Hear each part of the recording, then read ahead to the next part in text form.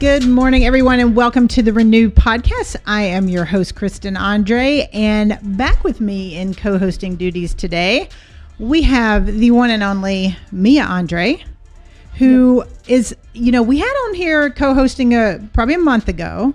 You climbed the charts, girlie. You've got, you are now officially, I think, our third highest ranked episode ever. Third. I know. At least I'm on the podium. Step it up. No. So I'm glad to have you back here. So this is another one of our Ask the Teenager edition because you've kind of been a fan favorite. We've had some people really enjoy hearing the teenage perspective. That's good to hear, I guess. I still stand with the fact that I think it's because you're getting to miss some school to be able to do this. Oh, no, yeah, that's for sure. That's definitely a driving factor. But what's been fun about it is, I've made this very clear, and I think you would say this, is you're probably not you're a bit of an atypical teen. So I've heard. So you've heard. Yep. So we're going to dive into some things today, and I appreciate you've got your Spinal Tap t-shirt on. Yep. Shark sandwich, got it. And your bell bottom. So if we're doing anything from a teenage perspective, let me just caveat that by saying that this may not be exactly your normal teen, but we're going to dive into it nonetheless. Just a disclaimer, probably not the best one to talk about my generation as a whole, so I might have some not correct opinions. Well, and opinions are always correct. They're just opinions. So they don't have to be factual. They're yours, so you can have it. But all right, so I'm excited, so thank you for being with me. Thank you. We're going to get you up the charts. We'll get you to the top of that podium. Got to unseat some people here. All right, so here's what, we kind of threw it out to the audience, and because I feel like that you bring a unique perspective. Obviously on the show we talk about business, we talk about life, we do everything, but we're adulting. And even though I think you're pretty well equipped to adult at some point, not that we're rushing you to it, I do think you have a unique perspective that you bring to the audience that we don't always think about. So one of the questions that we got asked when I threw this out there when I said you were coming back was, how is this whole kind of pandemic, like being stuck in your house? Because for those of you guys who don't know, Mia's still doing virtual learning by choice because she determined that was a better, I guess, platform, system, whatever for you. It's just easier. So the pandemic kind of changed everything for you life-wise. You've had a lot of people. So sure. How is kind of been stuck at home and having everything uprooted been on kids and teenagers? Because I feel like we're not giving you guys as much credit for how we pretty much, or how the world pretty much yanked everything out from under you. Well, over the pandemic, given I don't really have to worry about over the pandemic, a lot of families have been struggling just like money-wise or food-wise and stuff. But I didn't really have to worry about it. I'm very fortunate. Okay. Thank you very much for that. Let's table. All right, so that's an interesting point. Mama had to worry about it because Mama's revenue went way down last year. So I think I appreciate that because I do think it's interesting. That's something I shielded probably you guys from. Not all the stress. You probably saw the stress. I was saying more of a you didn't have to go out and get an extra job. A lot of people had it hit them a lot harder than it hit us. That is true. I think that's very fair. So I just wanted to before I go how it affected me, I just want to say that. So I didn't really have to worry about that much.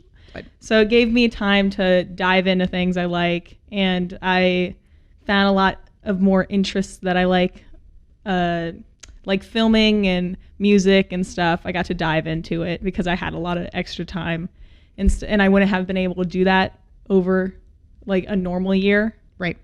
Do you think a lot of people did that? Because that is one of the things I noticed about you, which I thought was super cool, is you did take the time that you were at home and stuck in the house and couldn't, you're a competitive athlete. We didn't mention that last time. So Mia does martial arts, and I would say at a pretty high level.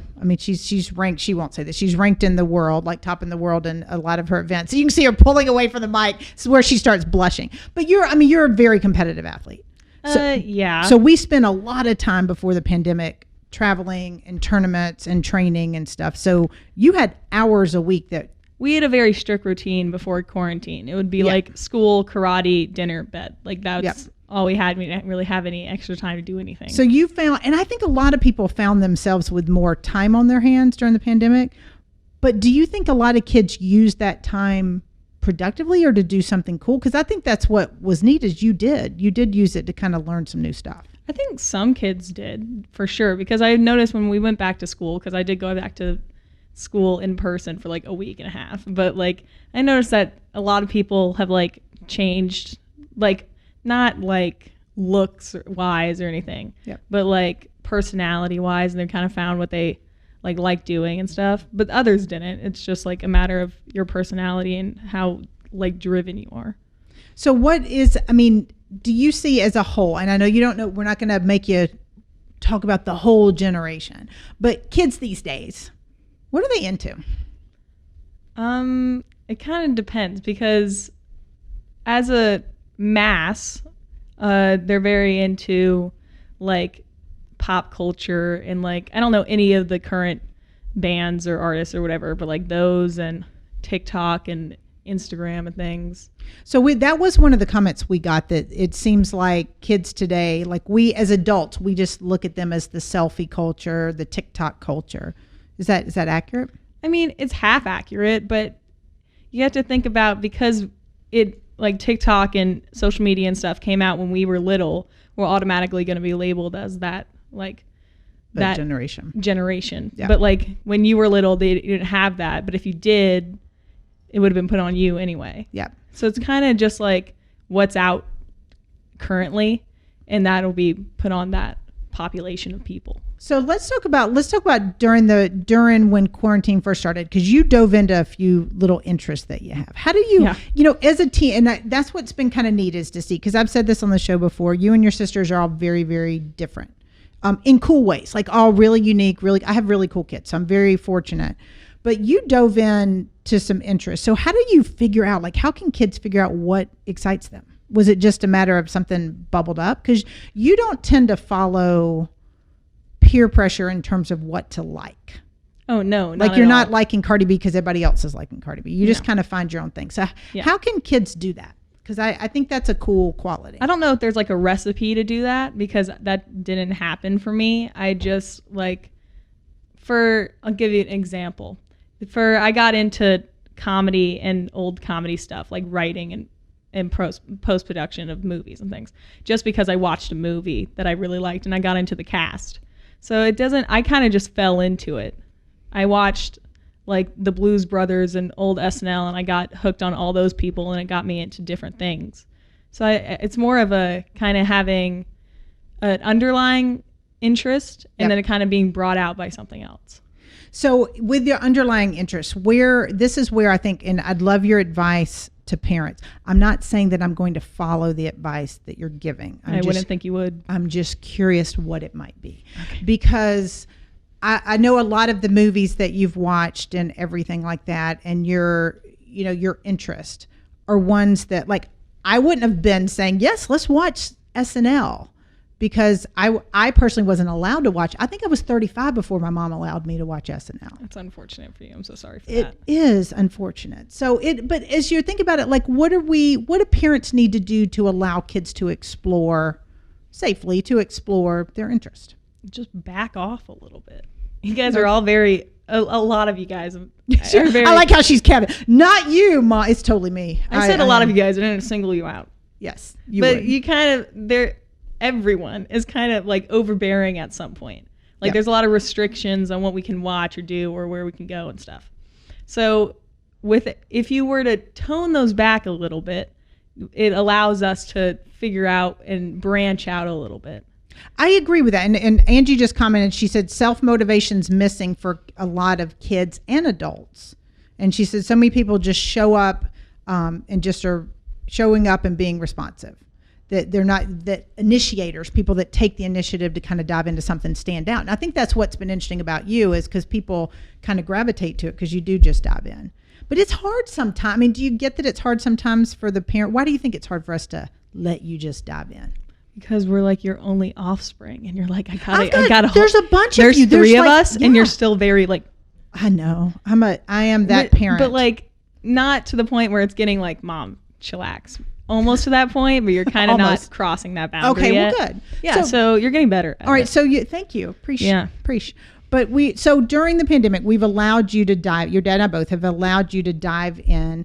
Dad allows diving a little more at his house than we do at my house because he's the artsy one. I'm the business and strict one. He provides the creativeness, and then you market the creativeness. There we go.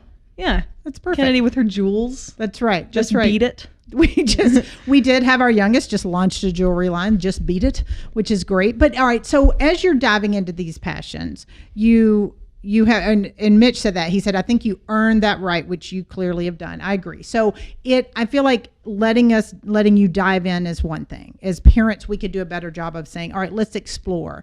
And to Mitch's point, you've got to earn the right, meaning you're not exploring. Yeah, there's some kids that, as much as you love Walter White, you're not exploring how to make meth in a I appreciate bounder. the show. But it's, I think 1986 Fleetwood Bounder in the middle of New Mexico. It's good bless. But I think you do earn the right, but it's, if parents can start initially, and that's a big hurdle, because you guys you're still our kids and we still want to protect you. So there is a fine line, I think, between letting you dive in. So you have dove in and you found some really, really cool interest. Oh yeah, for sure. We do have a question, and I think this will go to your interest. What was the last book you read, and what books do you believe have helped shape who you are? That's a question coming in on Facebook. The last book I read was Wild and Crazy Guys, I think it's Wild and Crazy Guys, how the comedy mavericks of the 1980s shaped Hollywood forever. So this book just talks about stories of like Aykroyd and Belushi and Harold Ramis and John Candy and all of them, Eddie Murphy, like all of them, and just how they met, how they got into it, and then their rise to the top, I couldn't put it down. I would finish a class and I would go outside, lay in my hammock and read for like a couple hours. And it was the best book ever. And it shaped like how I thought about that entire realm so much. And then I'm excited to read Bossy Pants by Tina Fey, just because she was like a head writer at SNL and all that. And she's like a great producer. Well, let's stay on that for a minute, because the question was how it has shaped what you think. But reading these books, because I've seen the books that I do kind of look and see what she's reading and listening to and all that. Not to censor or police it, but just so I'm aware. I try to sound cool. I've yet to manage to do that, but it has shaped your plans and what you want to do, because you've had a little bit of a shift of late into your interests have really led you more into what you're thinking for a career. And this is what I really wish more kids could do is, most of us, to Angie's point, we go in, we find a job, we go to college, we get a job, we clock in, we clock out. But a lot of adults aren't doing things that really excite them. Or that they're passionate about. And that's been what, for me has been cool to watch is you're getting excited about these things. Yeah. And it did reshape she's actually kind of changed direction in what she wanted to study in college. And I will tell y'all, because y'all are listening, and I'm going to let you in a little secret. She was scared to death to tell me that she had reconsidered what she was studying because she was afraid she'd get the mom response. Well, okay, let me go back. I'll give you guys a little backstory. Since I literally was born, as long as I can remember, I've like rockets and space and everything was like the thing. And I wanted to go to an aerospace and be an engineer and all that. And then I got to high school and I still wanted to do that. I went to space camp in like 2016. Still the best experience of my life. Oh, it was fantastic. We've got cute little pictures. Oh. Yes. Yeah. But space camp was cool. Else. It was awesome. No, I loved it. I'm very glad I went. And then I got into this year of math, and all the schools all messed up now. But I got in this year of math, and I was like, okay, I'm still good at math, but I wasn't doing as good as I should be if I wanted to be an aerospace engineer, because it literally is rocket science. And then over Thanksgiving, my dad showed me like movies and stuff, and then I got it, and then I started getting into comedy and stuff, and I kind of looked away from aerospace a little bit. I still love it, but then it got me really excited about all the production and film and stuff. And then I got more into that, and I kind of wanted to go more into that realm of things and less away from the 9-to-5 desk job, because I can't do that. Well, and I do think that's a cool thing that you recognize that, because I don't feel, and we talked about this when we did when Matt and I did the educational system episode a few months ago, we talked about that. We aren't really giving kids the option. And when I say kids, I mean like your age and teens and even younger. We're not giving you guys the opportunity to explore different things. Like this would have never been anything you did in school. Oh no, there's no classes that are like history of comedy, and you guys want to learn about SCTV. Like, there's nothing that You did have a teacher ask you about Monty Python. Oh yeah, no, in my lit class, shout out to my lit teacher because she's the best. But we were working on conclusions or connections or something, and she was like, "I'm going to show you this bit from Monty Python, Holy Grail." And do anybody know about Monty Python? And I raised my hand. I was like, "Yes, I know a bunch of their stuff. I'm a big fan. I belong to a bunch of Facebook groups about it. I can quote a bunch of things." And she was like, "That's awesome. You're like the only one I've met teaching this that knows anything about Monty Python." I was like, "Thank you." But I feel like if you can incorporate like interests and hobbies with like cool stuff, and stuff you have to learn, that'd be cool. Yeah, go. I'm excited for it because I think it's really, really neat. So what, like for the parents listening, because I'm, scrolling through some of the people that are commenting and listening, and I know a lot of these are parents. What advice, what do we need to do as parents? That is a loaded question, Mom. All right, let me rephrase. Not me per se, but what do the other parents need to do? It depends on your kid, because a lot of them need like supervision. I know who you're talking about. My younger sister. But anyway, I knew it was coming. So it kind of depends on your kid, but I would just let them branch out and let them, like, if I know this is not calling you out. Oh, Lord. This is an example. Okay. So my little sister and I were watching Arrested Development, a great show with it is a very good show. Bateman and Arnett and David Cross as Tobias. But anyway, so we were watching it, and there would be parts that they like mention something. You're like, "Oh, I don't know about that. Like, I don't know if Kennedy should be watching this." But what if she noticed it and she was like, "You know what? I'm going to go into real estate because they have a model home that they live in." And she would have never been able to do that.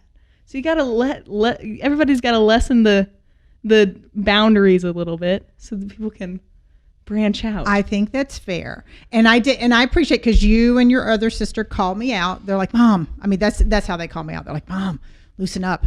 So how do we do that safely? Like, do we need to worry? Because the world's a big, scary place. Oh yeah, worry to a certain extent. And then again, it does reflect on your children, because there's some that you need to worry about more than others. But I mean, and I think that's fair, because they're going to figure out about it eventually. I would say 2/3 of my children I give a bit more freedoms to. Oh, really? The third of the child that I have to keep the tighter rein on isn't listening to the show right now, so I can say this. What if she is? You don't know. She might be, because she's breaking the rules. Right. Need to keep her safe. All right, but I do feel like the more adults can let kids explore. Yeah. So you've explored through what? It sounds like books and TV has been a big thing. Yeah, books and TV, and this is very Gen Z of me, but the nerve. But like YouTube and stuff, there's like some that are like kind of like a little like really like what Kennedy listens to is like squishy videos. Those are, I'm serious. They're foam that you squish, and people are like, "Do you see this? It's fast rising, which is not okay. It should be slow rising." Like, what is that? But like, there's other and people stuff make that millions of dollars off of squishies. Yeah, I don't get it. But I like watch like background, like film behind the scenes of things, which help. So it depends on which side of things you're on. But that's why like social media and stuff. It could be for good. That's as older generations just see it as like an annoying thing that kids nowadays are into, but it can be used for like indulging in your interests, but mainly books and stuff. Well, and I think you can find a lot of things. Oh yeah, so no matter what it is, and I think books are there. We've got Elisa Washington says she loves Monty Python. That's my girl. So yes, but it's true. It's really letting that. So I would say books are one, interests are one, YouTube, TV shows, movies, any of that. How did you first uncover what your thing was? Was it just like, that sounds cool and you wanted to go more into it? Because I think a lot of people don't have a thing. Well, I am one to get very emotionally attached to whatever I'm doing. So I watched the Blues Brothers, and I got emotionally attached to the cast, and I wanted to see everything that the cast was originally in. So in this instance, it was Aykroyd and Belushi, and I went back and watched the old SNL, which got me into it. So it's kind of just like how you're built, because my brain's always like, "Oh, Belushi and Aykroyd doing like the theme of Rawhide in the middle of a like country Katina or whatever they were at. Well, but you also you want to learn everything you can. It's like, yeah, once I figure it out, I want to dive in and know everything about it. So natural curiosity has been Yes. helpful. Mm-hmm. I think is there a way to cultivate that if you don't naturally have that? Not that I know of. I mean, I'm not a like psychologist, so I don't know, but I just read a bunch of books on it, and then it kind of determines what part of it I'm really interested in, because there has to be a book out there that you're interested in that is super specific books. So you've got, all right, so let's talk about you for a minute, because we've got some questions rolling in, and we had some from the other day. So I know your interests are space, comedy, music. So, and then the martial arts aspects. So you've got the karate thing going. You play the bass. I do. You're into older music, not today's music. Yeah, definitely not today's. Obsessed with space. I think you could throw out any space trivia and you'd probably have that down. So those are 4 things. So we've got a couple questions from the audience. Okay. This is funny. Oh, so Mitch had just said best guitar riff you couldn't wait to master, but then right after that he said you must watch, you're going to laugh at this, Joan Jett documentary Bad Reputation. I think I've seen that. We literally were playing that in the car. That's and such doing a pump up quite song. a great sing along. No, that's yesterday. such a pump up song. It's a very good one. So best guitar riff that you just couldn't wait to learn. Best guitar riff. Jeez. If I could, or bass. We can go bass since you play bass. The bass. Tommy the Cat. It's just so wild that no one really knows if it's genius or if it's just bad. Tommy the Cat is by Primus. It is a phenomenal song if you like bass. It's wild. It's very, very good.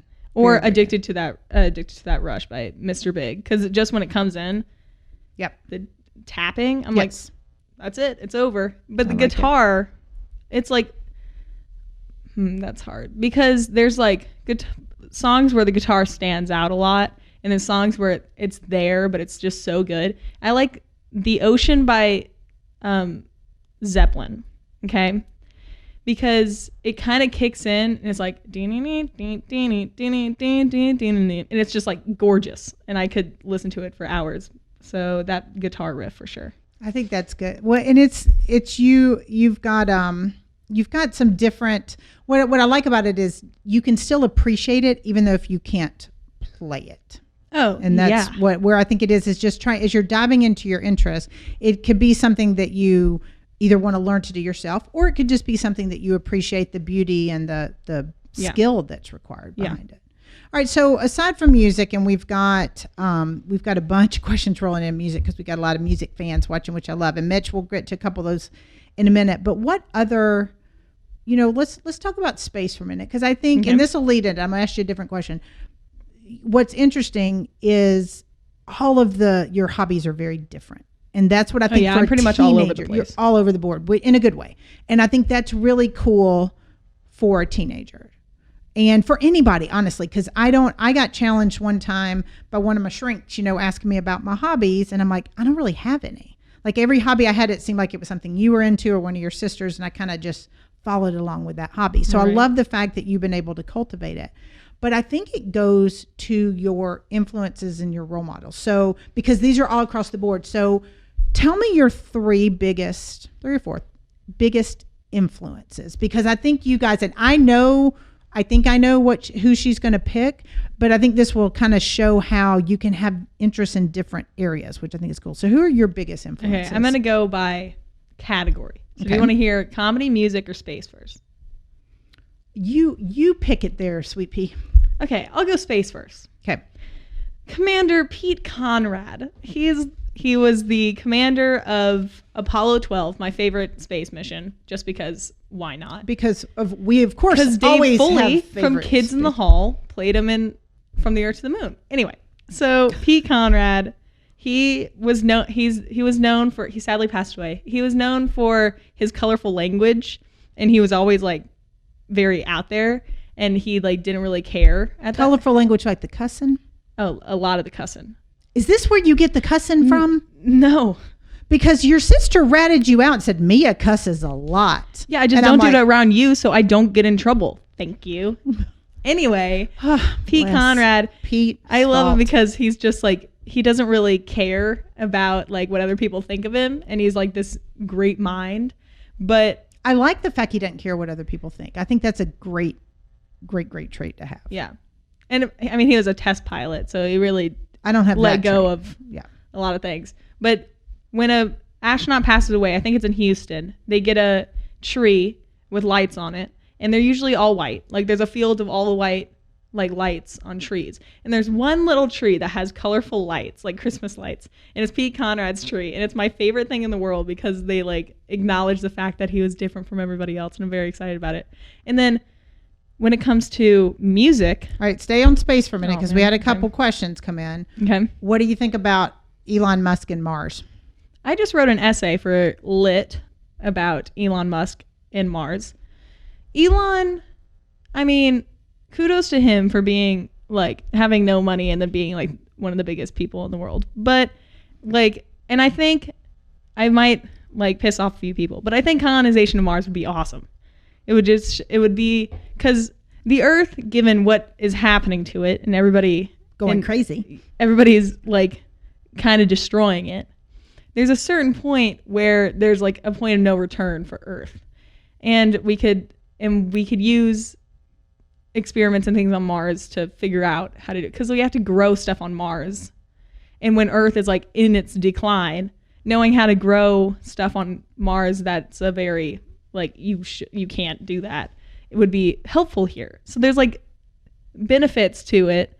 And I think that Elon taking the steps to do it is very important. And I'm totally on board with it, as I wrote in my literature essay. Okay. Like it. Yep. All right. So that's the space. Music. Okay. This is very like cliche, but I admire Paul McCartney, but hear me out. Not just because he's like a Beatle and like a billionaire and he like is the biggest dude in music, but like I was listening to the Smartless podcast with Jason Bateman and Will Arnett and Sean Hayes. And they always bring on a guest every week that the other two don't know about. One week, Sean brought on Paul McCartney. And of course, they're all like gobsmacked because it's Paul freaking McCartney. But he was talking about how Paul separates himself as like the Paul McCartney that everybody knows as the Beatle, like the biggest, like the dude ever, to just Paul. Like he knows people, like he knows when he meets people, they know who he is. And he separates that in his like interests and stuff. He's like a nice family man. He doesn't take pictures with people. Like he's just a normal human being. And I like how he can separate that and he still like lives his life as he normally would without all the fame. I think that's cool. No, yeah, I thought it was awesome. Very cool. I didn't know that about him because I know Paul. He's Paul. Yeah, and he knows when he meets someone that he's gonna like change their life forever. Like he acknowledges that and how he's in the top of the world. Yeah, and so he like separates himself to just a normal person. He did. I saw him on tour probably like, I think we saw him like 5 or 6 times back in, I believe it was 93-ish when it was phenomenal. But you're right. It is kind of larger than live. Yeah. So is that what, and he's a bass player. He is. So you did have another question come in from April. She said, that said she saw that you, or read that you made your own guitar or your own bass. How hard and or rewarding was it, that experience? So talk about what you did with making your Deaky bass. So I saw the movie Bohemian Rhapsody and I was originally going to see Creed 2, but then everybody was like, no, we're going to watch Bo Rap. And I was like, okay, fine. I guess I'll watch it. And then I saw this dorky guy who played John Deacon, the bass player of Queen. And I was like, did you feel a soul connection? I was like, that's me. That's my, I'm dorky. I'm kind of quiet when around people.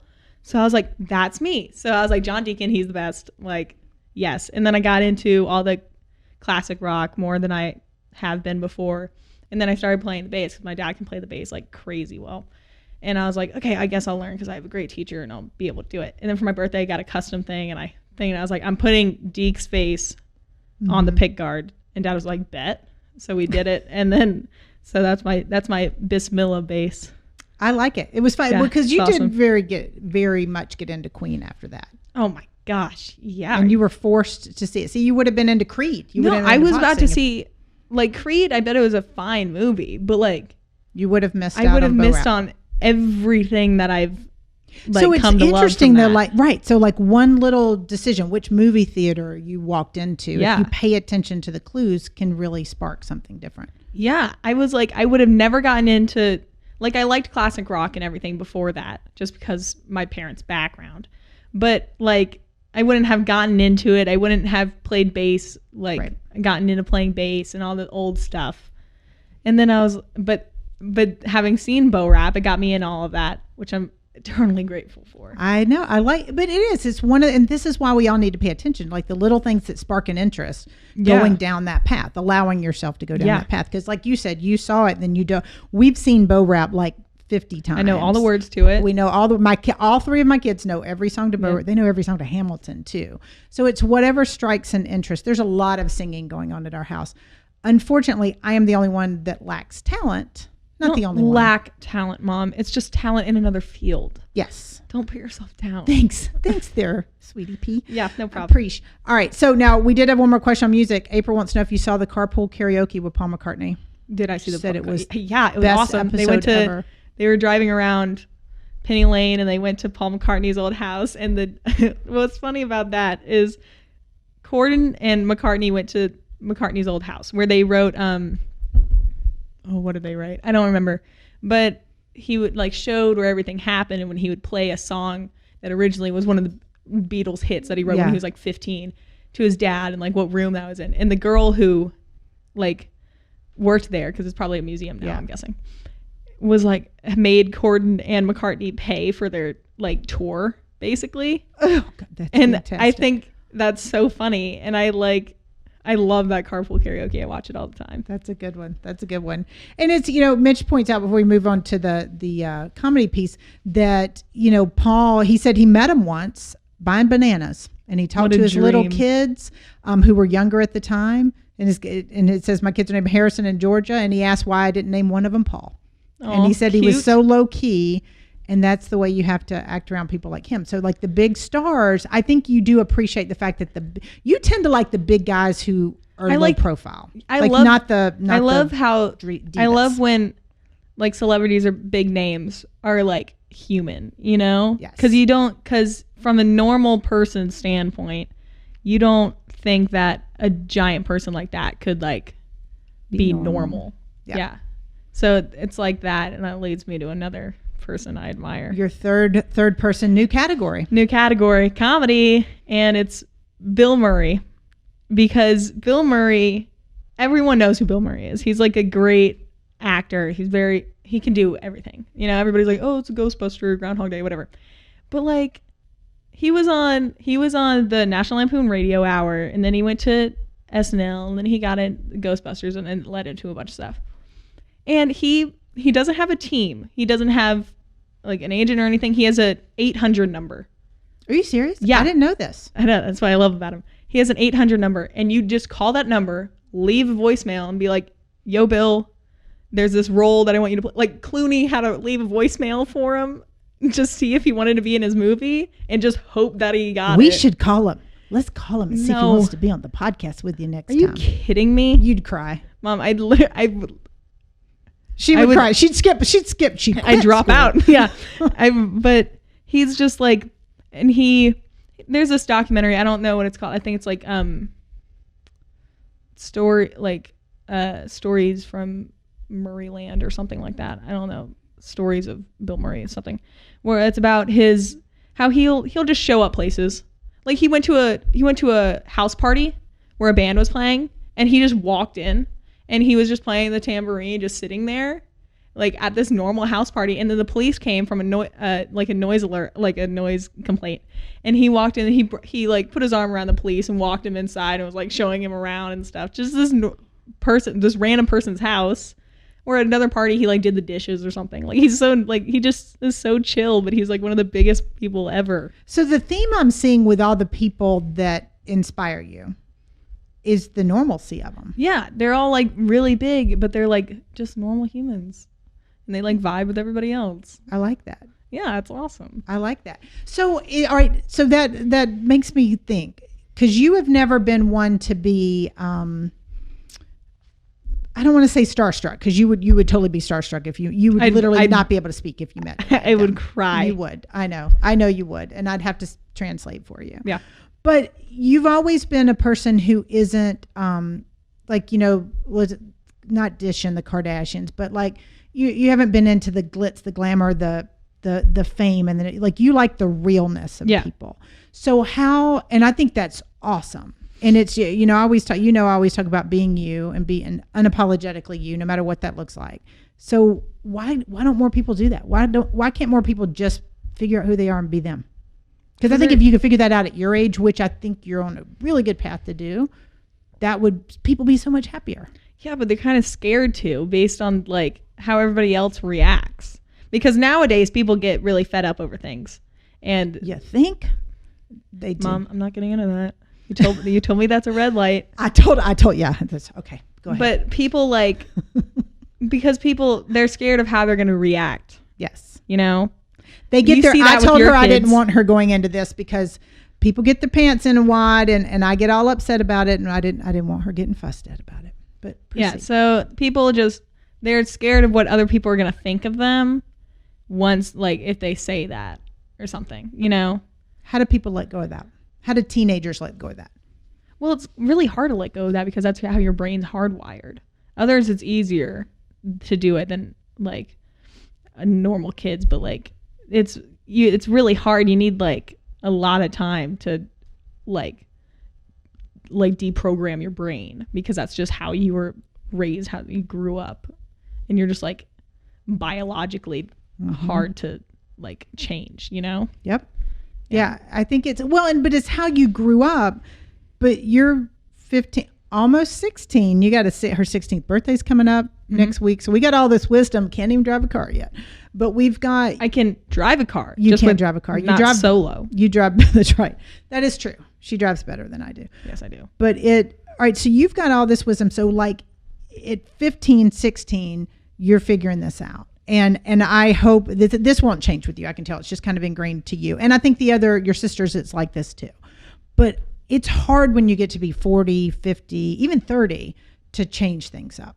So I really want people to change things up now. I want people to figure out, like if at your age, if all your buddies could figure out this is what I'm really into and go do that job wise. Oh, it's setting us up great because as we go down the line of like, no, I'm just saying older people, not old people in general. Old people, like older people, middle-aged people, millennial. You are okay. You're the definition of middle-aged. Okay. And then you're right. like farther down the line, there's like, I don't know if this is a legit thing, but I've noticed that it's becoming more of people younger are starting to figure out more and branch out a little bit, which sets us up well just because it'll create more diversity, Yes. Because in the older generations, it wasn't a big thing that they did. And there was no diversity of thought either. No. Like I feel like people just kind of were taught to think the same, act the same, do the same. Yes. And that's what I love, and this is part of why I wanted to have you on again, that and to let you skip school, of course. Right. But it's just the more we can figure this out. I don't think it's too late for anybody, but I really hope people listening that are in there, as kids or teenagers or 20s or even no matter how old you are, you really start to figure out, all right, this is my thing. Like I get that's why I stopped working for the financial firm I was working with. I had more fun like helping people build their businesses than I did doing mine. Like I just get really jazzed by figuring out what makes people tick and helping them be themselves and kind of branch out. So this is the work I get to do with adults, but like, I think it'd be really cool to do with kids. Yeah. I think it's important that the trend is changing a little bit and that people are being able to like I keep saying branch out just for lack of better words, but they get to change what they want to do and like it creates a diversity of like thought and people and jobs and things. And I think that would be fantastic because I do think that would lead a lot. We just got a question and it ties perfectly into this. I feel like kids now are they're not branching out. So they're stuck in the little bubble they think they're supposed to be in. And I feel like that's why all the bad stuff's happening because you're hearing all the stuff about depression. And, Mitch said, I'm curious to hear what the drug situation's like in your school and depression, bullying, etc. He asked, do you feel the schools offer enough help? Although it does start at home. Do you feel like I think this ties into it. I think the fact that you can't branch out and be you is why people, It's both. I think it's why people get depressed if they can't be themselves. But I also think sometimes when people do branch out and start to be themselves, they do get bullied. Because you and I have had that conversation before about bullying and kind of being yourself and being the oddball, quote unquote. Like, you know, you've said that. I don't say that. But I mean, what is it like in school these days? Are people getting bullied when they do try to be different? Oh yeah, for sure. I don't get a lot of that just because they're like, oh, she like third degree, a lot of titles. Like, I don't want to mess with her. Yeah. The black belt scares the see bullies some of that. Yeah. And like, as people branch out, the depression and like mental illness rates are like really high in like high school nowadays. What do you think? Why do you think that is? Because I don't really know, but it's because like once people like branch out, they're scared they're not gonna like fit in anymore and stuff. With friends or parents or both? Both, like everybody. And it's good that like it's getting more awareness now, because it didn't when you were younger, like when your parents were younger and stuff, which is important because it provides more thing. And I feel like schools, they're doing their best, like all the counselors and stuff, but kids still don't want to talk to counselors because they're scared of what other people will think if they do talk to counselors, you know? So it always comes back to like peer pressure and bullying and stuff. So the help is there, but they aren't. The help is there, but they like there's a stigma with tapping into it. What about parents? How can kids talk to their parents? That is a good question, because it depends on how your parents were raised. Yep. Because like you and my dad, you were both raised completely different. Yes. Your parents. We both have really good parents, but very different. You have great parents, but they're both very different. So it kind of depends on how your parents were raised, because you come from a more like, I don't want to say strict because that has a bad connotation. Totally strict. But it's strict. And dad and grandma and grandpa on my dad's side are not very strict. Yeah. They're like, dad's the youngest too, and you're the oldest. So it kind of just, everything's out the window. So your parenting style and dad's parenting style are very different. Yeah. So it kind of really depends on what the parents' perspective is and whether or not like the kids, which one they attach to more, you know? Yeah. But I think the key is to feel like you can talk and have conversations, because you and I'll have conversations. Yeah. They're like, the goal is Gilmore Girls, but they're not getting there yet. You know, like normal people, they don't have the Lorelai Rory connection, and that's what they're trying to get. But it's hard to obtain that. Does it start with conversations and being open to conversations? Yes, it starts with conversations, and you need to, and depending, even if you don't want to hear what your kid has to say, you have to acknowledge the fact that they're saying it. So if your kid has a totally different perspective and you don't want any of it, you have to at least acknowledge the fact that they have that perspective. And I think that's totally that's fair. That builds the foundation to better connection with your parents and stuff. I think that's totally fair. I think it's just hearing what they have to do. Hearing what they have to say. Because sometimes parents will surprise you. Okay, Mom. Well, I mean, it's true. Like, you thought I was going to blow a gas. I mean, I do blow some gaskets, but you thought I was going to blow a gasket about the school thing. just because in the past, yep, that's just how you were like brought up. Yeah, exactly. So I think it is. I think it's openness on both parts. I think it's willingness to have the conversations, to be open to what you're hearing and everything. I think that's I think that's a very good thing. And I wish more people could have conversations like this with their kids, because that's big. That's really, really big. Mm-hmm. All right. So because, we're doing almost over on time here. This time flies by. Time flies by so fast. Any other role models, any other people that you want to give a shout out to? Because people are saying that Murray would probably do it if we asked. So we're going to figure out how to do that. I would cry. You would cry. She would totally lose my cry. mind. We're going to need somebody. So, I mean, it's, as we're wrapping, we did get a question on here, and I'm curious this. April would like to know what your future aspirations are. Well, it's funny of you to ask, April, because, okay, so I want to lean more into the creative side behind film and TV and stuff. So the more of the writing, screenwriting type stuff. And because I'm interested in that, and I've made home videos for like years, and it's very exciting to me. And these are not just home videos. These are like really well done, edited. Yeah, if you guys have seen any of the music videos we did over quarantine, that's me editing anyway, just to toot my own horn. But like a lead writer in like comedy realm, comedy screenwriter, and it kind of sounds stupid and be like, Mia, really? Because you're probably gonna be like, Mia's not that funny. She's not doing that. No, your writing's really, I mean, you're talented with that for sure. Thanks. But I would want to be like an SNL writer or something. That's a dream, even though it's not super big and nobody really knows your name, but they know the people who perform your stuff. And just backing up people like that would be amazing. But I feel like it's, or but that's knowing you too. Like you don't need to be, you're not a spotlight person. It's not like I'm gonna be an Oscar winning actress. Like I'm gonna walk that red carpet. That would be your sister. That is not, that's not what I'm going for. But it goes back to knowing yourself. Yes, it goes back to knowing yourself. Yeah. Everything pretty much goes back to knowing yourself. So I think in terms of aspirations for you or for anybody, it's just figuring out what fits you. Yeah, figure out what you like and what fits that interest the best. I like it. I like it. Yeah. So we're diving in. So we've got, all right, we're putting it out there, Bill, Lauren, any of the folks that we need to get on here, we can, if you want to watch Mia Beach speechless, this would be the way to cry. Do it. I don't know what to do. Burst into tears. She didn't know what to do with her hands. She'd have a Ricky Bobby moment for sure. Yes. But all right, so as we wrap, so first of all, I'm impressed. You guys, I'm fortunate. I totally get that I'm fortunate, and I have 3 very cool daughters. One of the 3 we will not be giving a mic to anytime soon.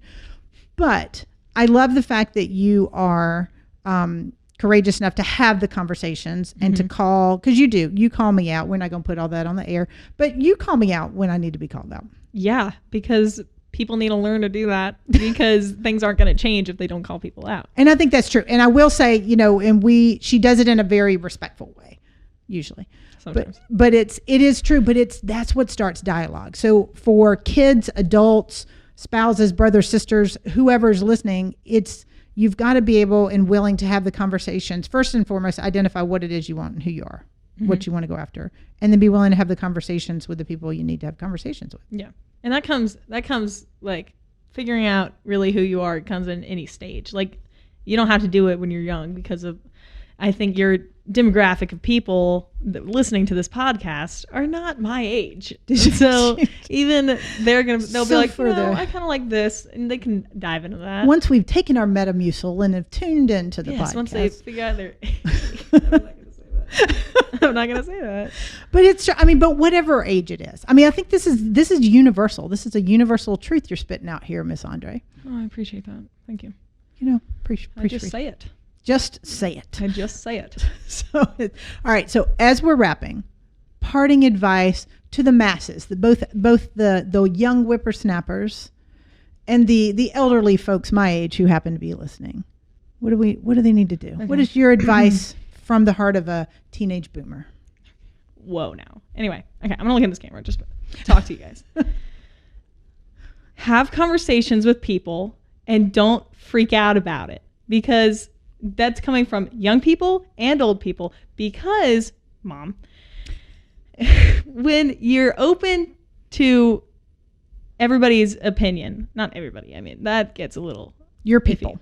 But when you get open to opinion, there's more conversations that are starting. And it's very important to keep those conversations rolling so you can figure out what other people are into and like how you can help and stuff. It would just be so nice for everybody to just listen to people and their viewpoints, mostly in like today's world, because everybody's like name calling and things and stuff. Like just chill and hear out other people's like opinions to a certain point. But then when it starts to get like a little iffy, then you can be like, no. Yeah. I think hear people out. I think that is really, really, really good points. No matter your background or like what you believe in. To a certain point, it's hard to do that, which I understand. But it's just like start the conversations and then you can see where it leads. I think it's good. Start the conversation. That's going to be our new hashtag for the week. Start the conversation. Hashtag start the conversation. Hashtag start the conversation. All right, Mia. Thank you so much for being. Would you like to, for those people watching live, do you need to show off your bell bottoms? Or would you like to show them? We've got a fancy new pair of bell bottoms on today, which are very spot on and I think fit with you. Yes, they are. And your personality, which I love so much. So thank you, my dear, for being with us and Thank agreeing you for to letting me skip skip school yet again. Thank you. And I drove you here. Maybe next time you could drive. Well, maybe. Like it. All right. Thank you guys for being with us. I hope we were able to shed some light on kind of the really wise perspective of my teenage boomer here. So until next week, ask the questions, start the conversation, and have a great week.